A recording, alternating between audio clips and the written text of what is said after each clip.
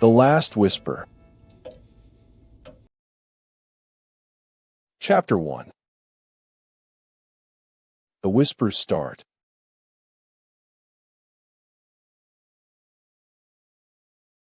I've always been drawn to the allure of old houses, those weathered structures with secrets etched into their brick and mortar. My family has lived in this one for as long as I can remember. 2 stories high with a wraparound porch, set back from the road like an outcast on Elm Street. The neighborhood whispers that it was once a sanitarium, where patients suffering from the madness of the mind were kept away from prying eyes. My parents bought it for its charm and cheap price. I think they meant to renovate, but never found the time. For me, it's always been home. These days, though, strange things keep happening. At night, when darkness presses up against my windows like a damp shroud, I hear whispers. Not the soft murmurs of lovers on the street or the distant rumble of cars, but an ethereal, raspy voice that seems to speak right into my ear. An unrecognizable language that sends icy tendrils down my spine. Initially, I dismissed it as dreams, vivid nightmares from the stress of school and exams. But they've been happening for weeks now, every night at precisely 2:47 a.m., like clockwork. Each morning, the voice fades into silence before dawn breaks. It's maddening. I decided to keep a journal, hoping sanity would prevail. The first entry reads, February 14th, 1995. I woke with an unsettling feeling, as if someone was standing over my bed. Shivering in my sheets, I looked around the room, but it was dark and still. Then, there they were, low, raspy murmurs. A single word at first.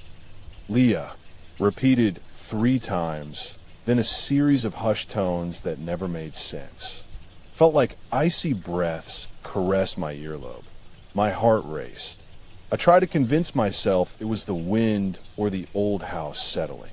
But this time, it wasn't just in my head. Each night brings more volume and clarity. The words become phrases. Leah, wake up, find out what you seek. It's as if something is speaking directly to me.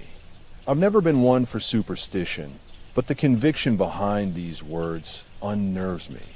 My journal fills with each new installment, a chronicle of the haunting whispers that bleed into dawn. The house itself appears untouched by time. Its original hardwood floors creak underfoot, and the kitchen walls bear yellowed newspaper clippings. Yet, there's an eerie glow when I venture upstairs at night, as if moonlight filters through walls long since painted over. In this gloom, shadows seem to move. My parents, once vigilant about my safety, are now distant, lost in their own lives. They say nothing of the strange occurrences, leaving me isolated and on edge. One evening, after weeks of these nocturnal serenades, I ventured up to the attic for research. Cobwebs cling to trunks and forgotten heirlooms. Dust swirls around my head as I move through the musty air. The whispers grow louder. They're no longer just words now. An urgent chant. A sudden gust whisks away the cobwebs, revealing a trunk adorned with rusted locks. My heart thuds as I pick at the rusted clasps. Inside, yellowed letters bound in twine. One slipped free, and I uncurled it, paper brittle as autumn leaves. Dear Sarah, it reads, dread is growing in this place. The voices speak of you. Your lineage is not just a dream. Sarah? Never met anyone by that name in my life. Not even a distant aunt or grandparent. My curiosity piqued. I continued to read as the night waned. Sarah lived here before us. Her story was one of despair and loss. The words end abruptly with please find out. Those final 2 words seemed to reverberate long after I closed my eyes. The next night's whispering was different. A single, haunting phrase that seared into my memory. Sarah is awake now. My room grew colder than the winter we had back in Ohio. In the morning light, I felt a chill and decided to confront Mom about it. She brushed me off, speaking of dreams again. It's as if she believes this too. The journal entries pile high. Perhaps they're not just for myself, but a warning.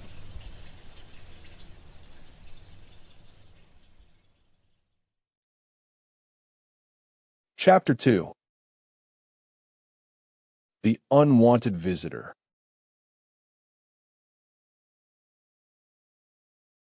My room has been my sanctuary since moving here at 9. I've painted over the walls and adorned it with artwork that brings warmth. A refuge from the whispers. Lately, it feels haunted even in daylight. As I study, shadows seem to shift outside my periphery. Tonight was different. Something moved, an unseen figure standing in the corner. It materialized as I blinked. Pale skin, black hair, sunken eyes. A ghostly woman, watching me with an unblinking gaze. My hand trembled over my pen as she vanished into thin air. The whispers intensified last night and into today. They're not just phrases now, but sentences. Find Sarah. Each time I hear it, the room seems to darken. The figure reappears, lingering at the corner of my vision when I look up. She's been here for weeks, a silent sentinel. The day brought more than an apparition, scratches on the door and whispers echoing through the hallway. In the kitchen, Mom spoke of Sarah again. Leah is her first name, my middle name. A coincidence? Unlikely. After dark, as I scribbled in my journal, there she was in the corner once more. Tonight, a scream pierced the air. It ended with an abrupt silence. An unseen presence drew closer and breathed warm against the back of my neck. The figure materialized fully. Ethereal eyes fixated on me. Our gazes met as her mouth opened to form a single word. Leah. I spoke aloud for the first time, trembling. She vanished when I approached, leaving behind a note scrawled in crimson ink on the wall. Sarah's soul has awoken. I've seen Mom talking to herself, heard hushed conversations with Pa about Sarah. Their secrets entangle me. They must know what this is and are hiding it. The figure reappears every night, closer still, mouthing phrases I recognize from my dreams. Sarah is awake now, find out. Tonight, she whispered it twice, eyes ablaze.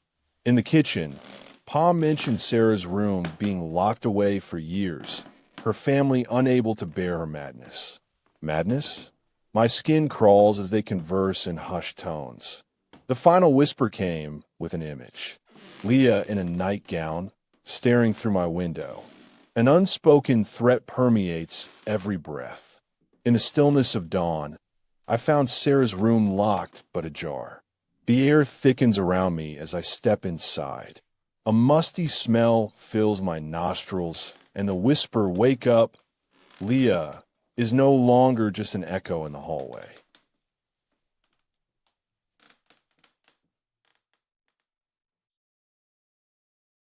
Chapter 3. The Final Revelation.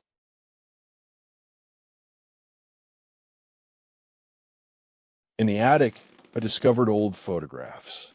Sarah, smiling and sad-eyed, surrounded by children none of whom I recognize. Another, a faded Polaroid with her and a child holding hands. It's me, aged much younger than my 10 years now.